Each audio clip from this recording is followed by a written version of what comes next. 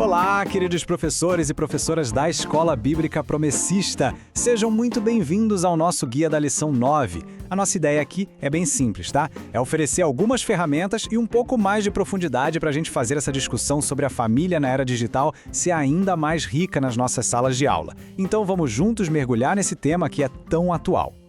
E a gente já começa com o nosso texto base, que é a grande âncora de toda a nossa conversa. Olha, Romanos 12:2 não é só um conselho, é um chamado urgente à ação. Numa época que tenta nos encaixar num molde, a cada clique, a cada like, a palavra nos chama para algo revolucionário, renovar a nossa mente. É exatamente sobre isso que vamos falar. Como a gente pode proteger a nossa mente e o nosso lar nessa era digital. Bom, esse aqui é o nosso mapa, o nosso roteiro de hoje. Primeiro, a gente vai entender o cenário geral. Depois, vamos identificar uns tais de ladrões silenciosos que a lição aponta. Em seguida, a gente busca a resposta na Bíblia e, claro, vamos para a prática, com as respostas direitinhas para as perguntas da lição e um desafio para a semana. É um guia completo para a aula de todo mundo. Agora sim, vamos direto ao coração do tema. A verdade, e a gente precisa ser honesto, é que as conexões virtuais, muitas vezes, acabam devorando nossos laços mais preciosos, os laços reais. O grande desafio não é tratar a tecnologia como um demônio, mas sim aprender a governá-la antes que ela comece a governar a nossa casa. E aqui está a pergunta de R$1 milhão, não é verdade? A lição nos provoca a pensar justamente nisso. A tecnologia, por si só, não é a grande vilã. Ela pode ser uma bênção, e é. A questão central é o que fazemos com ela, é a sabedoria. Como é que a gente usa essa ferramenta tão poderosa sem deixar que ela nos use? O que eu acho mais interessante nesta parte da lição é a metáfora que ela usa. Ladrões silenciosos. Pensa só, são forças que entram na nossa casa através das telas, sabe? Sem fazer barulho, sem alarde, mas que se a gente não vigiar, acabam roubando o que a gente tem de mais valioso.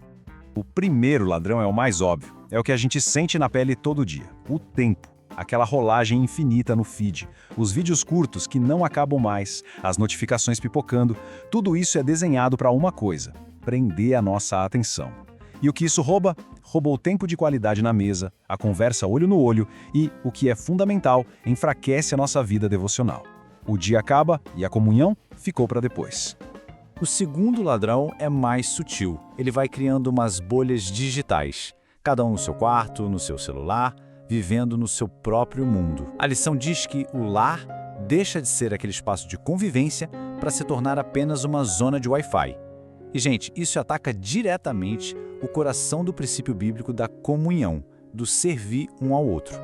E agora, talvez o mais perigoso de todos, o ladrão da verdade.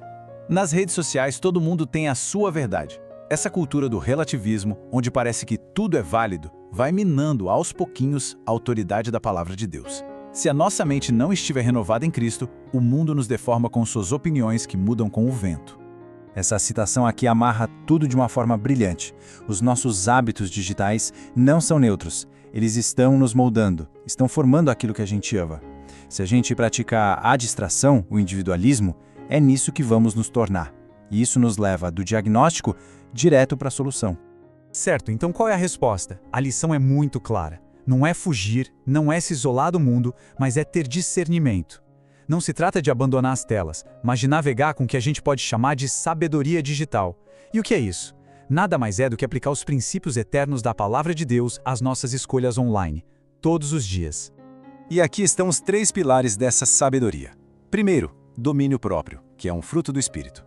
Segundo, equilíbrio, fugindo dos extremos, sabe? Nem o vício, nem a negação total. E terceiro, prioridade, garantindo que a tecnologia seja sempre uma serva, uma ferramenta para as prioridades do reino de Deus. Esse aqui é o kit de ferramentas da família cristã para hoje. Certo, professores, agora vamos para a parte prática. A gente preparou aqui respostas diretas, bem fundamentadas nas escrituras, para as perguntas da lição. A ideia é que todo mundo se sinta seguro e preparado para conduzir o debate na sala de aula. A primeira pergunta da lição já vai direto na jugular. Qual o impacto da tecnologia no nosso tempo, na nossa comunhão e na nossa espiritualidade? A resposta é que, quando mal administrada, ela se torna exatamente aquela ladra silenciosa de afeto que a gente já falou, roubando um tempo precioso. E o ponto central, com base em Efésios, é o nosso chamado para remir o tempo, ou seja, usar o nosso tempo com sabedoria e com um propósito que vem de Deus. A segunda pergunta vai naqueles outros dois ladrões que a gente identificou, o individualismo e o relativismo. Como a tecnologia alimenta isso? Bom, ela alimenta isso com as bolhas criadas pelos algoritmos e com aquele fluxo infinito de opiniões que acabam diluindo a verdade. A solução? A palavra de Deus. Filipenses nos chama a olhar pelos interesses dos outros, quebrando o individualismo. E Romanos nos chama a renovar a mente, combatendo o relativismo. A terceira pergunta foca naquele pilar essencial da sabedoria digital, o domínio próprio. O que isso significa na prática? E o ponto fundamental aqui é que domínio próprio não é só força de vontade, é um fruto do Espírito. Como Paulo diz, não me deixarei dominar por nenhuma delas. Então, gente, estabelecer limites e simplesmente desligar o celular é um ato espiritual de submissão a Deus, é algo poderoso. E a última pergunta da lição é totalmente prática. Ok, o que a gente faz então? Que ajustes podemos colocar em prática no dia a dia? A resposta se resume em uma palavra: prioridade. Com base lá em Mateus 6,33, se o reino de Deus está em primeiro lugar, a nossa agenda digital vai refletir isso. O tempo com Deus, o tempo com a família, isso não pode ser o que sobra do dia. A tecnologia é que tem que se encaixar em torno dessas prioridades, e nunca ao contrário. Com mais respostas todas na mão, vamos ver como essa transformação acontece de verdade, na prática. Como é que a gente sai do campo das ideias e começa a redesenhar a rotina da nossa família? E este slide aqui ilustra perfeitamente a escolha que a gente tem todos os dias. De um lado, a vida no piloto automático digital, onde as telas ditam o ritmo. Do outro, uma vida com intencionalidade, onde a família, guiada por Deus, define o que é prioridade. É a escolha entre a distração constante e a presença real, entre uma espiritualidade que é só uma opção e uma devoção que é o centro de tudo.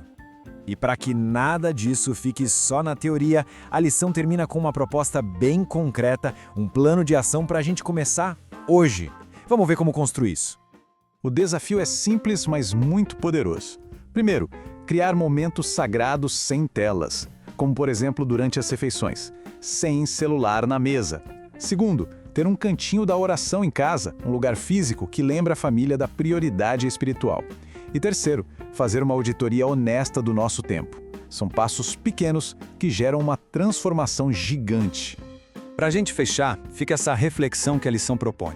Se alguém olhasse para o nosso tempo de tela, para o nosso uso da tecnologia, essa pessoa veria ali um reflexo do que a gente diz que é mais importante? É uma pergunta forte para a gente levar para casa e, claro, para levar para a nossa sala de aula. É isso, pessoal. Eu espero de coração que esta análise da lição 9 seja uma ferramenta útil e abençoadora. Que Deus capacite cada um de vocês em suas aulas e principalmente em suas famílias.